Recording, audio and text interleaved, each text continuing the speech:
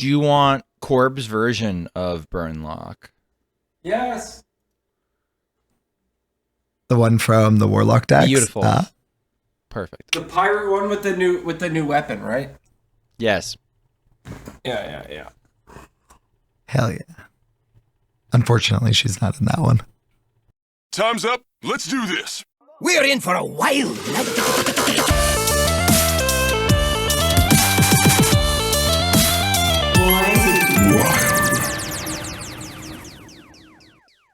Welcome everyone to episode 273 of Born to be Wild, a wild Hearthstone podcast where we have fun hanging out with friends, talking about the wild formats of Hearthstone, and spotlighting members of the wild community. I am your host, ElectricSheepCity. It's great to be back on this wonderful Friday evening here in Kickin' Rad, Colorado. I am joined by fellow hosts, Hydralisk. Yo. And Schmoopiedady. I didn't actually come up with anything cute to say this week. For those of you joining us for the first time, welcome aboard. We record this podcast live every Friday evening at twitch.tv/borntobewildhs, and the video version of this podcast is then posted to YouTube shortly thereafter. Audio versions are also distributed to all podcast apps. However you are watching, listening, or absorbing via osmosis this podcast today, thank you. Yes. You. Content plug, Schmoopiedady. Before we get into the main topic of the show tonight, I'd like to say a quick thank you to the patrons of our show. Your support means the world to us. If you enjoyed this content, please like, subscribe, and comment on this video on YouTube. Another simple way to support the show is to leave a review on your podcast platform of choice. If you're watching live on Twitch, we've got some awesome emotes that you can unlock by subscribing to the channel. This is free if you use Amazon Prime, finally. If you'd like to support the show financially, you can join our Patreon for as little as $1 per month. We have some channels in the Discord that are unlocked by subscribing to the Patreon, where you can see the show coming together each week. Check it out.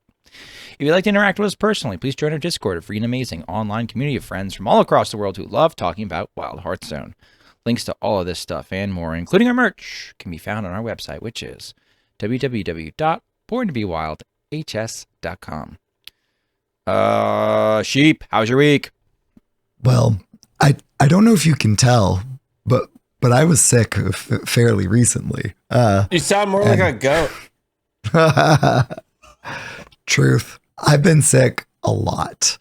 And, new expansion came out, or mini set expansion. New cards were released to us. New stuff. Yeah. And like normal, I start playing, new cards in standard. And so, I started out, about like 1,200 or so, had a ton of fun playing Imbue Rogue, and fell like to 2K. And then had a lot of fun climbing back up with Aura Paladin, which was so much fun. Came back up into like 700, fallen back down. I mean, that's part of playing. Like if you're actually playing and not camping, then there's variance to it. You go up, you go down. So I think right now I'm back around like 1,200 or so. Gonna probably keep playing that, but I'm also, of course, gonna be playing more of our format soon. I was kind of not, doing much while like completely sick, except for doing that. And then, trying to rest all of my faculties and listening to some audiobooks. So Ooh. I finished The Will of the Many. Yeah. That was really good. Oh my gosh, Hydra, I think you're going to like it. If you are interested in kind of like a Red Rising adjacent, whenever you slot in a sheep recommendation, of course. I do slot those in, and you slot mine in too. So Absolutely. Oh my gosh, the last one, the Stephen King one, that you recommended, that was really good. I don't think I told you that I finished that one. Revival. oh, you finished Revival? Yeah. Oh, a while ago. Oh my gosh, that was really good. Nice. I'm glad you enjoyed it. And I'm currently on to The Strength of the Few. This week has been pretty busy with work stuff, because I've been back at work this week because I'm no longer contagious, and this is just, the residual. I mean, I would not be here talking with you all if I hadn't been, feeling all right. So all to say, haven't been listening as much this past week, but started the sequel to The Will of the Many, The Strength of the Few, and probably will get through it pretty quick this weekend because we have a long weekend coming up, as well as listening to our previous episode, because unfortunately I haven't listened to it yet, but I can't wait to get into it and learn about all of the lore behind the Time Ways. So Hydra, it's been an extra long time since I've caught up with you, since I haven't listened to our last episode yet. What's been going down in Hydra Town? Well, Hydra Town has mostly been Snowboard Town. Mini Hydra and I have just been hitting the slopes as much as possible, which is cool to trying to make our seasons passes, worth it. Today we got some weird news. Our favorite mountain that we go to, an 18-year-old male fell off the chairlift and died last night. Oh man. Yeah. There's not a lot of details on what happened and which lift he was on, but it said he fell from 50 feet. And it said he was with family and friends on the lift, so we don't know. It says they've eliminated any sort of criminal activity, but in my brain, there may have been some sort of kids are playing around or something. You don't just fall off a chairlift. I figure something. You gotta something happen. You're trying to rock it or something. You're goofing off. It's got the bar. The bar comes down. Yeah, the bar comes down, and I was thinking maybe they did, because when you're a young, maybe you're all teenagers and you think you're too cool to put the bar down or something. Maybe that happened and you're reaching over and tightening your boot or something, and maybe you lean too far forward. I don't know, but they say he fell 50 feet to his death, and it's kind of weird because definitely I feel awful for the family, because it says the family was on the lift with him. Oh my God. Yeah, and there's not much. The story was released at noon today, so it's super fresh. Anyway, we were gonna go snowboarding tomorrow, but we might not do that thing tomorrow. My son's got other things to do, so we might take the day off tomorrow. But other than that, sorry to bring the show down, which is kind of crazy, but I've been doing more of the Red Dead Online stuff. Oh my gosh, what a gong show! It's so crazy. I talked about sheep. You missed me talking about raining grizzly bears. It's insane with some of the stuff that happens. For the most part, you can do what you want to do, but if you join a lobby where there's just griefers that are trying to piss everybody off, it's awful. It could just be awful. So you have to leave a lobby and join a new one and find somewhere a safe haven to do things. I love it when I find that spot but it can be. Trying to can get be to brutal. that spot sounds hard. Yes, and I feel like the griefers are on like Friday nights, and like Saturday afternoons is kind of like where it gets real bad. Anyway, also for my book count this year, I'm about to, like, we're only on the 16th day of the month, but I'm about to finish my first book. Like, I feel like that's okay that it took 16 days to finish the first one. But yeah, I don't know. Anyway, I want to get that jump start. I want to get going. Last year I slouched a little bit on the reading. I want to do a little bit more. And then yeah, tomorrow night. So I scored a free ticket to an NHL game, which is super cool. So I'm going to see I'm going to the Edmonton Oilers versus the Vancouver Canucks tomorrow night. Like downtown Vancouver. A buddy of mine, him and some friends of his, I guess, buy seasons tickets, and they've got 2 seats, and they split them up, right? So like, say you spend, well, whatever, let's say it's $10,000, and it's tickets for the whole year, and you split it up between you, and then you just pick and choose who gets what, and you can bring a friend. I got to be one of the friends.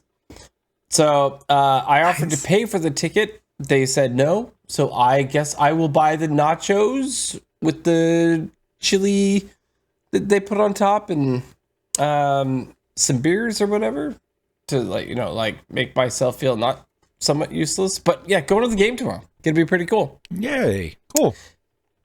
Yeah. Super excited about that. Anyway, that's been my week. Schmoopiedady, how was your week? Sure. A little bit of a deviation from what I usually talk about. This week, I found myself, when I was done streaming, before I go to bed, I watched a couple episodes of, I was getting back into Jujutsu Kaisen, because I was like, well, it's been a minute since I watched the show. For those who don't know what it is, it's an anime that's about negative energy that creates curses that are monsters, and the people that fight those monsters are basically using the same sort of like negative energy, but they have powers and they do their best to try and defeat the monsters. But there's also, like, there's some really strong negative energy things, like, man, a lot of people don't like don't like volcanoes or fear earthquakes, and so, like, these things manifest very powerful spirits, and so you need very powerful people to get rid of them. It's just what I like, I think, the most about it is a lot of people have different abilities, but in tune with modern comic books. They take good physics and good science into account. So, like, you are suspending reality, right? Like, you have to suspend reality to really get into the world itself. But I think my favorite part of it is, okay, but like the science is still good, so it's easier to make that suspension. Like nowadays, for example, if you're not following along, like nowadays, for example, Spider-Man isn't created by being bitten by a radioactive spider. That's nonsense science. No, he's bitten by a genetically altered spider whose venom, passes on that trait to the person's cell structure and DNA and rewrites their DNA in their cells, and now they have spider powers through that method. Like it's just like something a little bit more probable than radioactive spider, because when it was first written, Spider-Man, spider powers, Spider-Man, radioactive Spider-Man. right? So that part's fun. Whenever you don't have to like do the work to believe it, like, whenever you don't have to make that extra jump, it does make it so much easier to get immersed. Totally know what you're talking about. One of the more fun characters in the show has power over basically like infinity, like the space in between things and atoms, and like you can't hit him, because he's just like, well, no, there's infinite space between you and me, and like you never get there. It's like the tortoise and the hare, like the old logic problem of like the hare's never catching up to the tortoise because he's even if he covers half the distance to the tortoise forever, half the distance is never there. He's always off by a half. So it's just really fun. And new episodes are coming out, and it's been like over a year since we had new episodes, and they're doing a nice job of tying in a lot of sort of loose ends of like, there's a movie and there's 2 seasons and there's prequels inside of those seasons, and kind of like bringing the lore to a, like, okay, this is where we're at now. So it's kind of an exciting time in the series. So that's a lot of fun. And as like kind of an added bonus, I realized that one of the other, like, you know, while I was roving around and watching random anime series on Crunchyroll, Hell's Paradise came back, which is a different series about functionally, it's a bunch of criminals that are sentenced to die, and they're sent to an island to try and find the key to immortal life. But when they go there, they find, once again, a bunch of monsters and creatures that like seem to be demigods that seem to live forever, and it's really hard to get rid of them. And I don't know, the show is just pretty captivating in its own way, because it's very pretty, because the island's very pretty, it's very jungly. The Fountain of Youth. Yeah, exactly, the Fountain of Youth. It's like a find the Fountain of Youth type of deal, and it's an easy watch. And there were only 12 episodes, and I was like, man, I really liked this. And then I realized there were no more episodes, and so like all of a sudden episode 13 drops, and I'm like, all right, I guess we're watching more Hell's Paradise. Hell yeah. So I will get to the full 24 there. It's good enough I've watched it at least twice. So I was super excited that we're getting the new content's coming out. And we're not that far away from Faerun. Wait a second. Has Faerun come out yet? It's the 16th on time of recording. It's really close. And if you haven't watched Faerun, no, it's today. Yeah. Apparently. Okay. Cool. Yeah. All right. I remember the 16th being important. All right. So Faerun is back. If you haven't watched that, that is a beautiful show, and also epic, and very so good. You know, very cool. More medieval timesy. More like Dragon Warrior JRPG type of like, put your party together. The party splits up.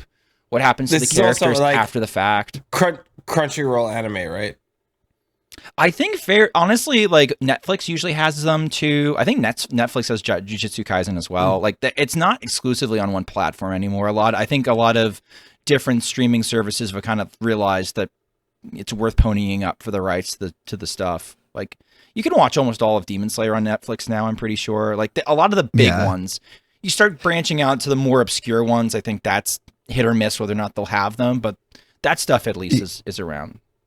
Even the big ones, it's like Netflix gets it after the season is done, unless it's like their own thing. So like, right, Netflix has free run season 1 now, but it didn't, for a long time when it was coming out. So right.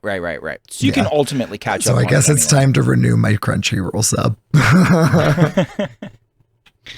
Can we get some Attack on Titan recognition? Sure, but I've watched that a while ago, right? That was actually the first anime I sat down and made Schmoopie Mommy watch, which was really cool because she was just like, oh, when it was over, she's like, oh, but this universe is over. I'm like, yeah, now we're gonna go into a Full Metal Alchemist Brotherhood, and like she's like, no, it's trying soon. to get me. Mindy Hydra's been trying to get me to watch Attack on Titan like crazy. You'd like it, but he keeps it's just good storytelling. It's just good storytelling. Like, it's just cool, and the plot twists are awesome for the series. The plot twists are crazy. Like you start in like this one mindset, and then you're quickly like flipping to other mindsets. You're like, whoa, all right, this is all right. Yeah, no, my paradigm shifted. It's just like no spoilers. It's just really good show. Away from the anime stuff. I did spreadsheet stuff today. Sheep would be proud of me. I did some basic Can confirm Google research. I did some basic Google research. And so the project that I'm doing in my class right now is we're doing a paper airplane project. We've been folding paper airplanes, and the end of the project is like, okay, we are going to have 2 competitions. You will throw a plane for distance, You get 2 throws. Whoever has the largest distance in a class, you get 100 for the project, no questions asked. We'll do time of flight. You get the longest time of flight in your class, 100 for the project, no questions asked. But a portion of your points are participation, and a portion of your points are how well you do in either competition combined. So what I did to be fair, because in the past I've done like just within the single classes themselves, and I'm like, well, you know, some classes suck and some classes are a lot better than sucking. So what I'm doing is I took an average of every class's best distance throw and every class's best time of flight throw, and I did it with a spreadsheet. I had them all recorded. I typed them in myself. I even used a little number keypad on the side with number lock. First time engaging with that meaningfully. I was like doing it, and I was hitting the enter, and I had the number lock, and I was just like, she would be. I was saying it to myself, like, wow, I'm like a real nerd now. I'm actually like allowed to carry the card and everything. I can use the exclusive buffet. They'll let me into some of the after hours meetings. Like this is cool. I'm actually doing a spreadsheet for spreadsheet things. And for those at home who are interested, for over 100 throws, the average distance was 10.21 meters, and the average time of flight for the time of flight competition, where again they're not trying to go distance, they're exclusively trying to stay in the air, was 2.13 seconds. So my rule was if your throw was above that average, you got full points for that category.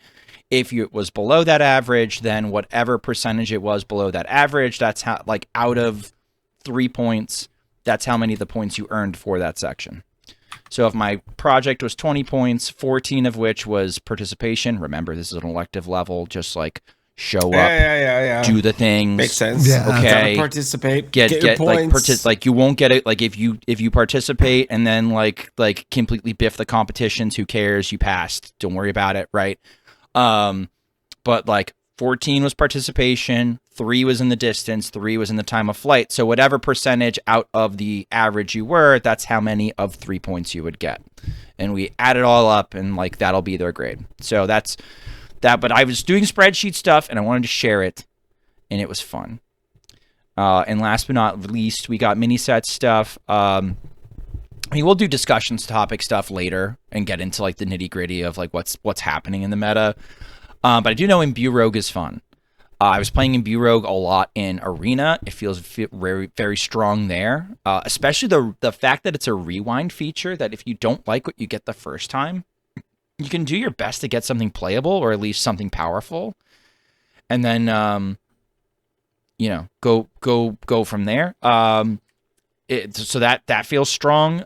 You can discover like colossals and crazy stuff. I've had some high rolls in Wild. It's the kind of deck where I don't mind tanking my MMR in Wild playing it. It's been a while since I've had a really bad it's fun tier 4 crappy deck that I haven't minded getting my teeth kicked in playing it. So that was my week. That was my week. No real Schmoopy updates. He's doing fine. Daughter's fine. What's our news? Welcome to the news. The news is so good. The mini set dropped. That's right. I mean, typically whenever a mini set, or expansion or new cards come, that's kind of the news. Like all the news leading up to it was, now we get to play with the things. Schmoopy, can you guide us through some of the Wild impact? Because we're going to switch immediately to our discussion topic. Well, I think kind of in theme with a lot of this expansion, there's going to be a lot of time where we're going to need to kind of cook with the cards that we got. I think like it's been a slow burn as far as refinement of meta decks, like ultimately that end up shaping what we end up doing in Wild. Stuff like plus 125 Warrior took a while to refine and kind of get a hold of. it took a lot of time for people to settle on the Treant Druid list that people liked. It took time for people to find out that, like, oh yeah, we like Burnlock and we're going to refine it. And so, like, right now, there's not a lot of stuff that's happening that's brand new. But I will say there is one thing that is one deck that everybody's trying because it was the low-hanging fruit. The best card in the set, easily you could tell going in, was Chrono Claws, the Hunter and Warrior weapon. It is a 4-mana 4/3 weapon, so it represents 12 damage, and when you swing, it discards your highest card. What could we discard, Schmoopiedady? What could we discard? I mean, this card was so good that if it was around when Disco was like flat busted, it would have basically smoothed out the list. Because there's so many cards in that deck that you didn't care if you discarded them, right? Like, just swing. Like, who cares? Just swing. Just keep swinging. Keep on swinging. Yeah. And so the deck, it doesn't matter. Yeah. Who cares? Just get the damage in. Just get the damage in and keep going. And that deck wasn't so reliant on Soul Barrage as Burnlock is, right? The deck that I ended up playing earlier than anybody else, aside from Caster, the guy who ended up making the deck and posting it on Neon 31's website. And that's our main hit, right? Is Soul Barrage. Yeah. Yeah. You're basically running Sketch Artist to tutor Soul Barrage, and that's the only shadow spell in the list. And then you're copying it with Expired Merchant. And then the old way of playing the deck was you'd blow up the Expired Merchant with Hellfire, along with a bunch of other stuff on your board that dealt damage when you had the Death Rattles trigger. And then you discard the Soul Barrages from hand with Hellfire, with Soul Fires and your locations, and just have like these big 20+ damage burst turns.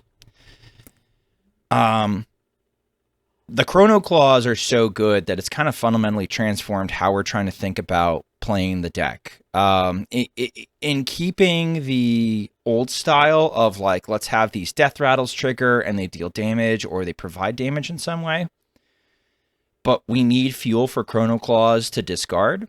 People were trying sludge packages. People were trying to cut the Hellfires to do things. People were trying to make Coyotes fit, Devious Coyotes and Fellwings fit. I did not see that's happening. Yeah, the Coyotes and the Fellwings, right? I didn't like them in the traditional Death Rattle list because I felt like... So my thing with Fellwing is if Fellwing can get down for 0 on turn 1, it's probably a good deck for Fellwing. If Devious Coyote can get down on turn 1, 2, I guess 3 the latest, it's great. It's fine. But I have been very anti-Coyote, very vocal and very anti-Coyote for a long time because Coyote has felt like worse Fellwing to me. I mean, it's not amazing, but... Well, the thing is, it's like if you look at the stats on HS Guru, it's mulligan stats. When people are keeping it when they have the nuts, it wins the game. Like, if you're doing like double, right. If you've never done coin Tachyon it's Barrage, a 5/3, right?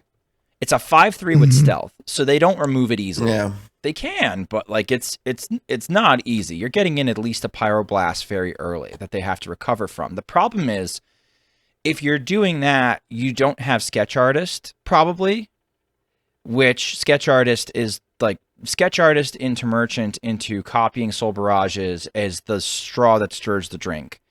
And it's also been like one of the reasons why I've resisted the pirate version more than anything, because a lot of times you want your pirate opener to be really explosive.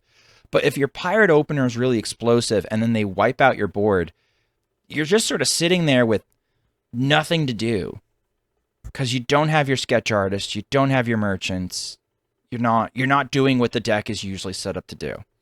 But the more modern way, the deck that I finally am finally okay with, that I want, that I like playing, is Corbett's version. Corbett built this.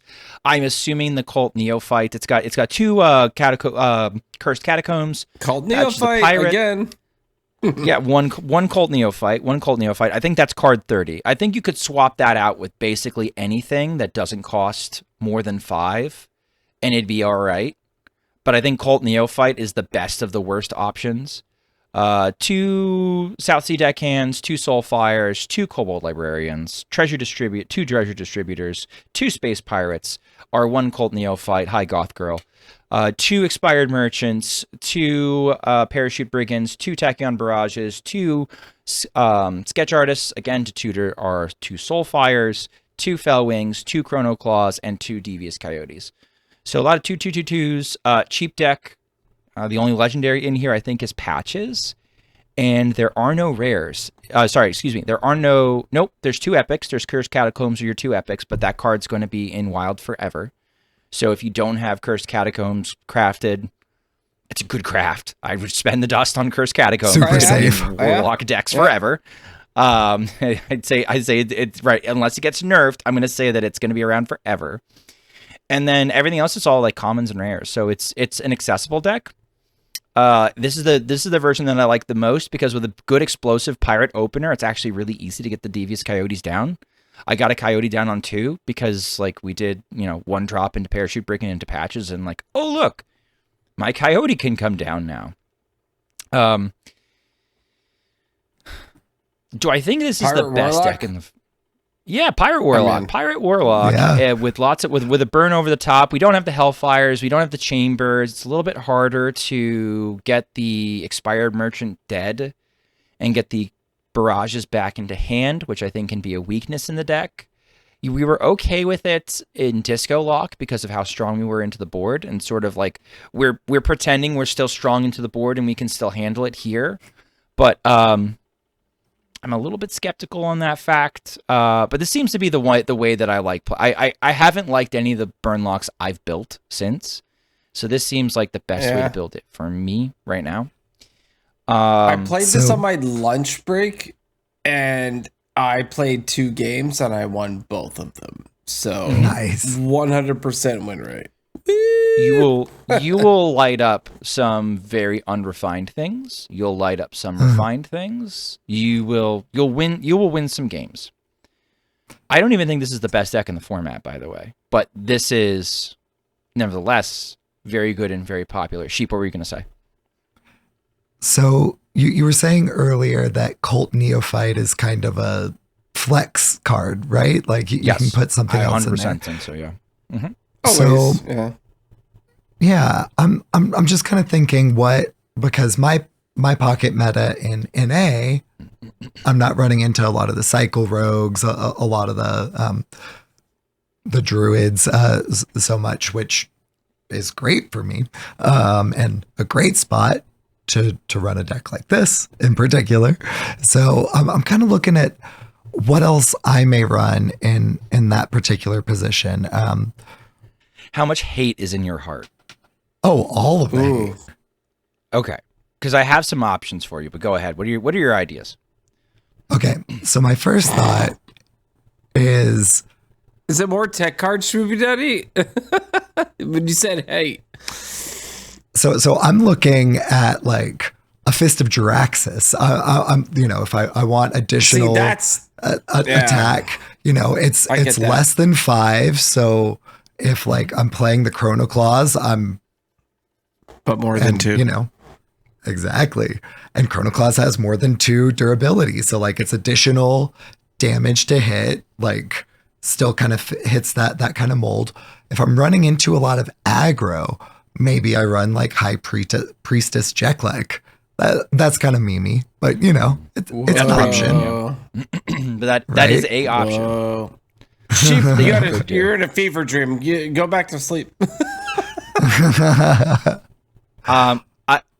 ahead. What else? The other thing I was thinking of was something like a Bone Web Egg that would, still have some discard synergies, but would also really help with getting our Devious Coyote online. So those were kind of the ways I was thinking from the actual synergistic. Here's what I would do to the here's what I'd slot in if I was kind of playing around.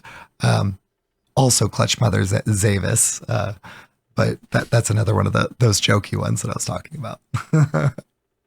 I think I personally might lean toward an Ashen Elemental. Oh, what were you going to say, Hydra? What were you going to put in there? No. Exactly. Sorry. Go ahead. Ashen.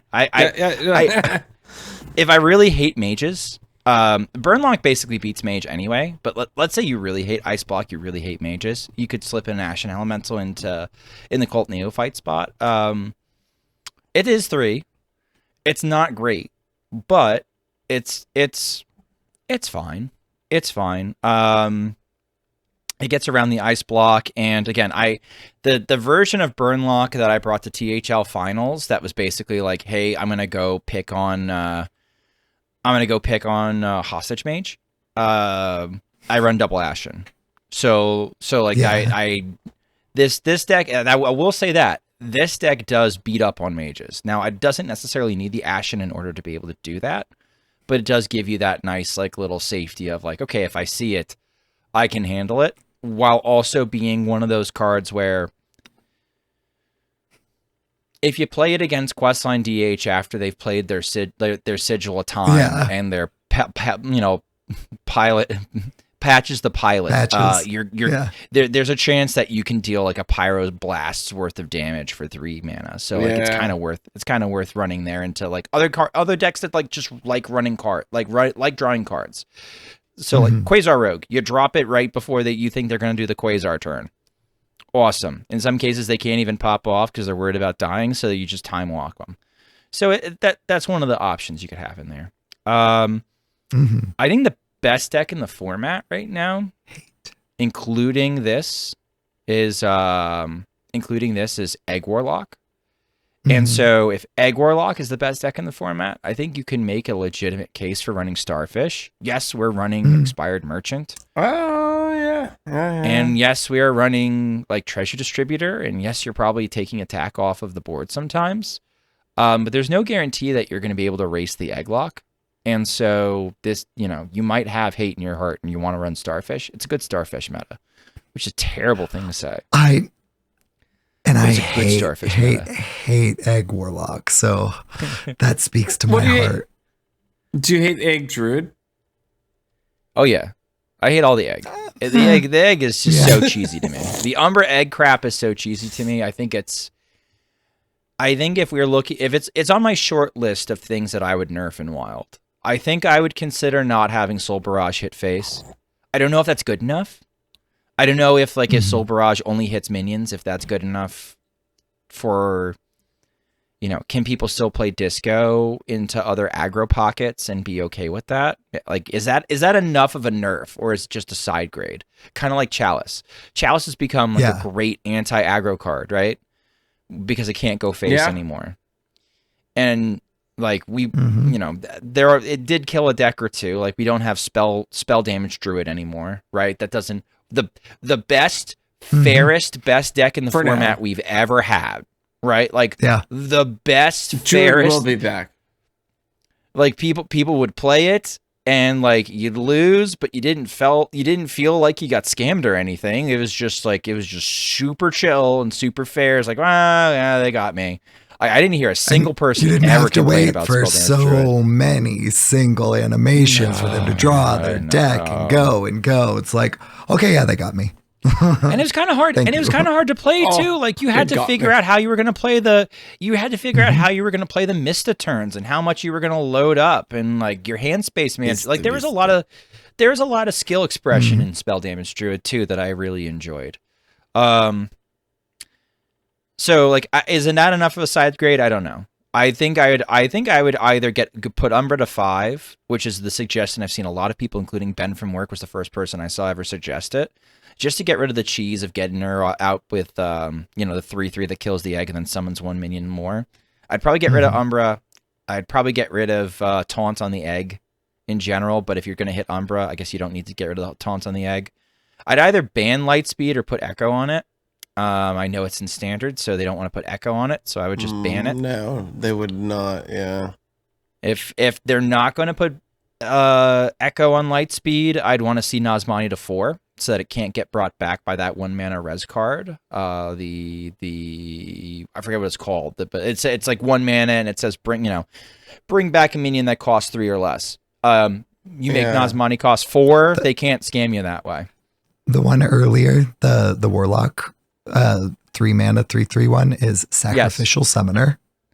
Thank you. Oh, right. Yeah, the Sac Summoner. The Sac Summoner scam. I think we should get rid of the Sac Summoner scam so that they can't just do this crap early. And if you put Umbra to 5, you also can't Oaken summon it. So other flex that I've seen, we've tried one Hand of Gul'dan. The problem with Hand of Gul'dan is it is a shadow spell, so it does get drawn by Sketch Artist. Some people don't consider that a downside because you discard 1 copy and draw 3 cards, then you swing your Chrono Claws and you discard the 6 mana one and then you draw 3 cards. I have found 2 hands to be impossible. I do not like it. Animate Dead, thank you. Two hands is impossible. I don't like it. 1 hand you could maybe sell me on. Maybe. I don't really like it though. I think this is the best build of the deck that I have found that I have actually liked and enjoyed. Corb hit Legend with it, and he's like, all right, see you in 2 months. So he's gone for now, or at least he'll see you next month. He's gone for now. He's out getting milk again. The main issue with this deck, though, is not in its power level, because it is good, and it will win you games, and it's up there with one of the discussion for one of the decks that is to beat in the format. The problem is its popularity. Its popularity right now, in particular, is insane. It's like even Shaman bot levels of popularity. How do we target it then, Schmoopiedady? Well, let's just talk about like how many people are playing it, because I think we have the images from I DM'd the boys. I was just like, hey, okay, if you go to HS Guru and you filter different MMRs, I did Diamond through Legend. I did I think I did 5K, I did 1K, and then I think it did like Diamond. Okay, yeah, I did Diamond through Legend. Burnlock is 15.5% of the meta, which is the same territory that Charge Druid was at when it got nerfed. And I think, like, power level wise, it's better than Charge Druid, but it's not far away from it. When we did top 5K, it was 13% of the meta. So not a big drop off. When we did, do we have just like Diamond? Oh yeah, just have like Diamond. Here's just Diamond is crazy. Diamond is like Diamond's 19.9. Diamond is almost 20%. God, Imagine 1 out of every. 20%. Right. And above it is Egg Warlock, which is like, again, rough numbers. It's 4.5%. And below it is Disco Lock, which is 4.4%. So you slap that all together and you're basically seeing a bunch of people, like 30 of your games are Warlock, at least. The funniest part is I also filtered for top 1K. And when we filtered for top 1K, one deck since the mini set dropped has recorded enough games to even be registered. And it's Burnlock, and it's 12.2%. It's worth noting that when you look at especially the big sample size of like, hey, we're in Diamond, we're trying to hit Legend, we're not in Legend yet. When you look at the other decks that are there on display, and that big graphic, we've got Egg Warlock, Burn Warlock, Disco Lock, Highlander Shaman, Barnes Druid, Pirate DH, Extra Large, Highlander Warrior, Hostage Mage even. None of the decks are north of 7% of the meta. Most are between 4 and 2. Right? You go to some filters and you might see Nazmani for like 6%. Okay. That's I think that was 5K. I saw Nazmani 6%. Burnlock. Versus Burnlock, which is literally in some MMR brackets a quarter of the meta. Or a fifth of the meta. And these numbers, again, are estimations. These are the people that are reporting. This isn't necessarily real-time numbers, right? This, like, Blizzard would have those. Blizzard would know exactly how many people are playing Burnlock. I'm contributing too sometimes. So this has created a meta where it's like, okay, the new version is faster because Chrono Claws is busted. It's completely changed how we're building the deck. We've gone away from making it like a modern Zoolock, and now we're making it like Pirate Murder Machine number 435. So Hydra wanted to know, okay, well, how do you target it? The best thing to do, Hydra? The best thing to do. Best deck to play into this meta. Egg Warlock. Egg Warlock is not only smooth-brained. More Warlocks. More Warlock, right. It's a really easy pilot. It's very basic, but like obviously there are tips and tricks that you can pick up to pilot it more efficiently to milk out wins when otherwise you'd lose. But Egg Warlock is like, Egg Warlock beats anything board-based. And the thing that Burnlock hates more than anything else are big butts. If you have any decks that heal or get tempo down or make huge, large health minions, the Soul Barrages don't always go face. The board sometimes gets pushed off the board. It's really hard to get any traction against it. So it's looking like Egg Warlock is your best chance. So we like big butts and we cannot lie. Correct. What is another deck that is good against board-based decks and also makes large minions, giants even? Evenlock? Close. Seedlock. Seedlock has had a terrible time. No, get it out of here. I hate Seedlock. But when- oh my gosh, go away. Go away. But when you got all of these here. Burnlocks out here, Seedlock's awesome because you drop your Molten Giants and you got Employee of the Seedlock, Month. you've had your time. And Come you got on. your your few of 'em. Hearthstone. I mean, like when people have asked me, they're like, Schmoopy, like you love Odin Warrior. You know, can I play Odin Warrior? Is this good meta for Odin Warrior? And I'm like, no, it's a terrible meta for Odin Warrior. It's a terrible meta for Seedlock before the mini set, where you don't like you don't like seeing Astral Communion Druid, you don't like seeing Egg Warlock, you don't like seeing Borlock, you don't like seeing Hostage Mage. You don't like. There's like so many. Hostage Mage is a little bit debatable. Some good Seedlock players and versus good Hostage Mage players, the Hostage Mages actually might be favored, but like average versus average, Seedlock is favored. It's like a terrible meta for Seedlock to work. Except there's so much Burnlock that it's actually great. So like plenty of people are out there playing Seedlocks, these teched out Seedlocks, waiting to get the like double Starfish, hoping to get one of the few Egglocks that they see, and just basically just trying to dunk on the Burnlocks that they say. I played some Skipper Odin because I was seeing so many Burnlocks, and wouldn't you know, Eternium on one, Skoden, by the way, does great, huh? That's fine. You know what? I'll move past it. Skoden. Okay, got it. I got it now. It's a combination of my name and Odin. Jokes are funnier when you explain them. That's what Sheep taught me. Can confirm. Warriors probably good right now. Like plus 125. Warriors probably good right now. One of the better decks in the format. Yeah, I really good one that I just dropped on Sheep and DMs because he was talking about playing Aura Pally in Standard. Wild, we're looking at combining Call to Arms Paladin with Aura Paladin. And so the person that is really at the forefront of this is named Zach. He used to be known as Hyperion, but then he lamented that there are a Zach billion Wild? Yes. NHL fan also helped refine this deck a lot. He's like, I feel unseen. Sorry, NHL.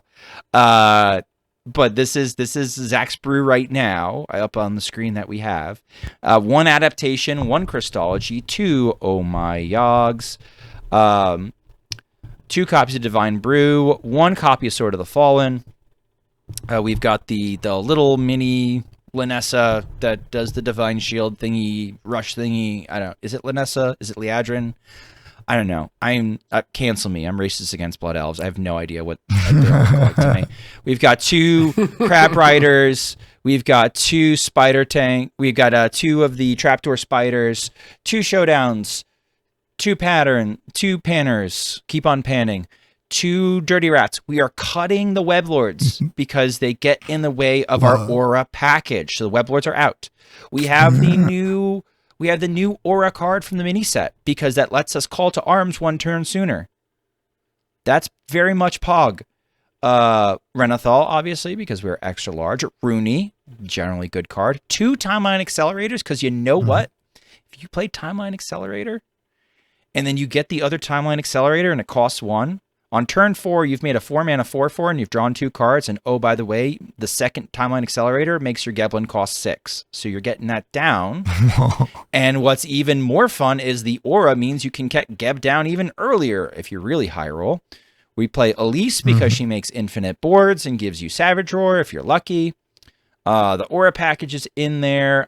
It's worth noting our auras are... We're not doing any of the 2-mana aura, just the no resistance aura, okay?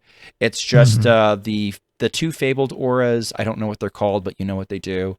The +4/+4/1 to give a divine shield. And they heal for 4/1. I don't know. I'd call them thing 1, thing 2. I don't know. Auras probably are not my thing either. We've got Torith. We've got 2 called Crusaders auras. We've got 2 of the print a little Dargon taunt thing. Zach's running a very spicy Battlegrounds Battlemaster. I think for a little extra reach. Because often after you get Geb down, you only have 2 minions on board, but you might have 2 Crusaders auras up. So like Battlegrounds Battlemaster makes sense to me there. We got Horn of the Windlord for smacking into turtles. Question? I do see the acceleration aura on here. So we've got the Mechatorks, and then the other one was called... But no resistance aura. No tacticality. Not like yeah. 2 beams, Geb, and Sea Giant. There we go. And Sea Giant as the best way, as the best one of to turn on Elise. I've also seen, I think Jacques Keener was trying Yogg Unleashed in this slot, which I think is kind of interesting. It was never getting down, I think, but like that was an interesting option to throw in there for the Sea Giant as well. But yeah, no, like new cards. This produces big butts. This is a great opportunity to do Dirty Rat on 2, especially if you see the Burnlock keeping cards. Dirty Rat on 2 is actually pretty okay. You might get unlucky and rat a coyote, but like you also might get a sketch artist, which is brutal for them. You might get a merchant, which is brutal for them. Even if you do pull the devious coyote has to try and like chew through their dirty rat or just not swing. So in a way, you're delaying the game anyway. And we're still doing like Showdown Beam stuff, and we're still like, there's healing in this list. There's lots of ways to soak up the soul barrages. This is another good option that you might see that's just like, hey, how do I deal with the Burnlocks? Play something like this. I think I'll probably load both into mine. These both sounds like a blast. Sounds like a solid sheep lunch break, honestly. Right? Zach's done great with this list. I think he's been like north of the top 50 for sure. I don't know his exact rank right now, but I think he's been north. He's been at least in the top 100 doing fine with this. Jacques has been in top 5 with this, doing very well. And then sometimes he queues into like, you know, something that's a little bit of a tough matchup. You know, this deck beats up on Burnlock. It doesn't really want to see Hostage Mage because we don't have the we don't have like the Frost Nova or anything like that. We don't have Weblord to really jam up the Hostage Mages, so that's a little bit of a crappy matchup now. But like, you know, like that's like top 10, top 100 type issues. This otherwise is just pretty good. And Torith is in here. I didn't mention that Torith is in here. Torith is making his presence known. But yeah, large bodies, soak up damage from Soul Barrage, and farm the Burnlocks if you're seeing a ton of Burnlocks. And this also has, like, I find this version of the deck seems to be much more resistant into Reno piles, whereas the old Call to Arms list would sort of fold to Reno Lone Ranger on 8. This list with the auras can kind of just keep, like, printing more boards. Hard loses the egg. Okay, yes. Yeah, this deck does hard lose the egg Warlock. So you have to be prepared for that mentally and spiritually. But if you are, then this might be the deck for you. Yeah, buddy. I'm going to have to see what my pocket meta is again to see exactly which one to main, but I think I'll probably end up maining Burnlock unless that's pretty much all I'm seeing. But if I'm seeing egg, I just don't want to play egg. I played it before. It's fun, but it's so linear. It's very linear. It's very soothing. I could probably climb to legend. True. I probably would enjoy I that could. climb. It's very consistent. True. Also good into Burnlock, probably Reno Hunter. Reno Hunter has a lot of tools. Reno Hunter is pretty good into egg. Yeah, you know, like that would be the another, like, solid option of, like, all right, let me keep making bodies. I have Reno to heal. I can win the board, and if I'm winning the board, I can start piling more and more stats on there. Nice. Board buff. I love Aura Paladin and being able to basically run the mana cheat. I mean, giving Paladin essentially a wild growth is something I never knew I needed until I got it. Yeah, very good. It's really good. And again, the turn sooner to get, like, Call to Arms on board is really, really nice. Yeah. So many great break points.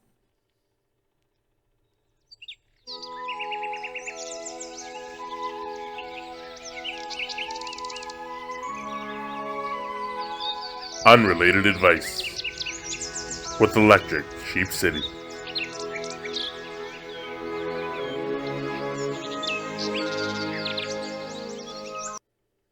Sheep.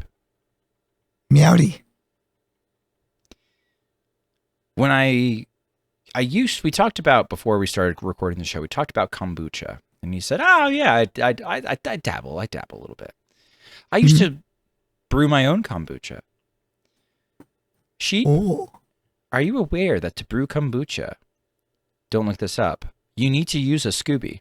A Scooby, yeah.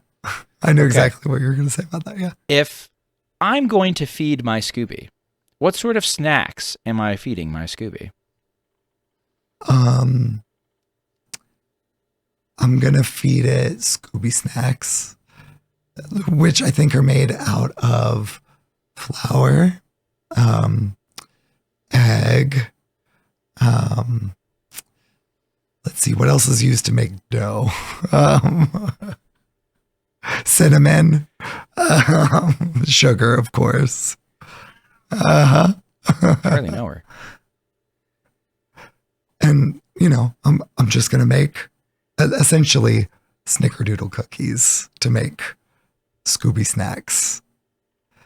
That they make, like, Scooby snacks and like as a thing that you can eat. They call them Scooby snacks, and that's what they are, Scooby-Doo tie-in. So that's my answer, because I mean, I think it's really like yeast and stuff, but I don't know. I have no clue. So I went with a meme. Wiser words have never been spoken, and you heard that on Born to Be Wild? Born to be wild. Don't feed that to your yeast cake, please. No, of course not.